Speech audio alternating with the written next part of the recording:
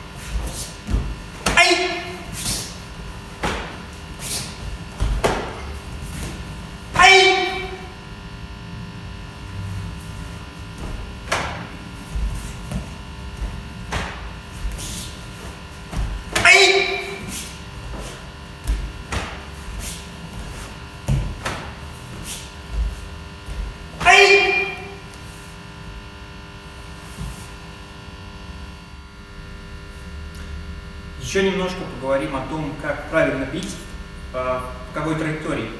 Если я стою фронтально, в хейкодаче, как на разминке, у меня как бы есть три линии. Первая линия — это центральная линия, на уровне солнечного сплетения, паха, горла, носа, да? Вот. И еще две линии — это так, как у меня растет рука. Вот линия и вот линия. Вот они нам сейчас пригодятся.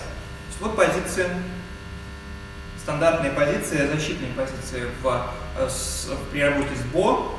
Делаю замах, атакующая позиция и бью.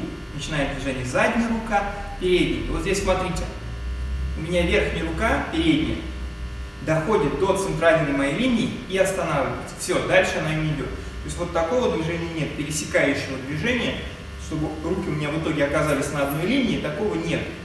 То есть всегда при ударе, что одной рукой, что другой, передняя рука у меня доходит до центральной линии и останавливается. Это касается и шумена, и нанаме, и чудан, и гедан нанаме. Вот. Теперь, что касается самого удара, как он идет.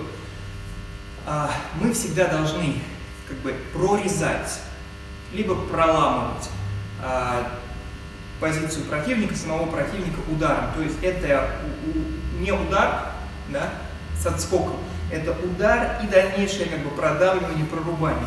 Поэтому, если я, например, бью шумен, я бью не просто в голову, я бью в голову и продавливаю движение, то есть движение идет так и доходит где-то до горла, например, или до груди.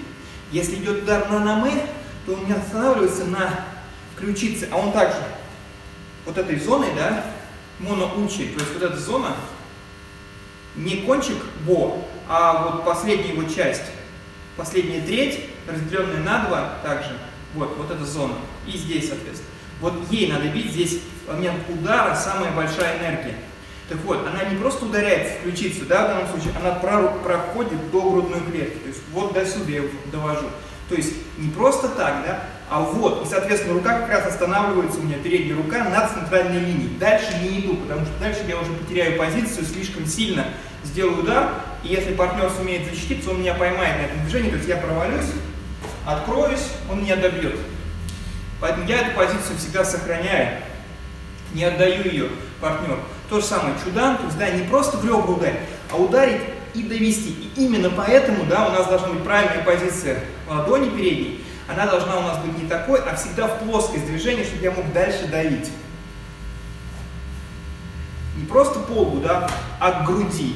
Не просто в ключицу, а через ключицу я бью в центр. И то же самое даже с коленом, то есть я бью не просто в колено, да, а как бы палка должна пройти сквозь колено, пум, и остановиться в середине.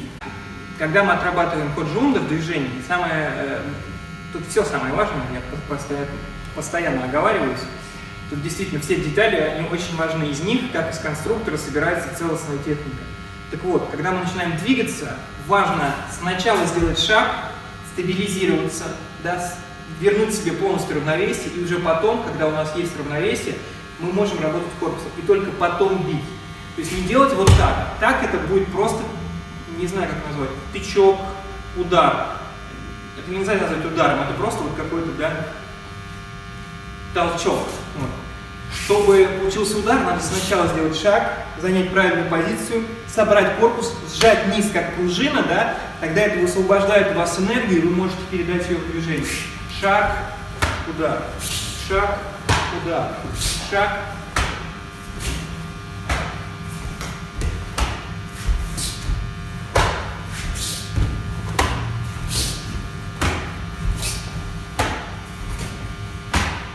И то же самое с снэпом. Пум, выпад, стабилизировался, и только потом тычок. Камая, выпад, тычок. Камая, выпад, тычок. Тогда все удары у вас будут очень сильные, а техника точная. Поэтому всегда тормозите себя, не бегите вперед. Сначала шаг, потом движение. Тот же самый принцип мы используем в карате. Шаг, и когда я уже чувствую весь свой вес, свой корпус, я наношу мощный резкий удар.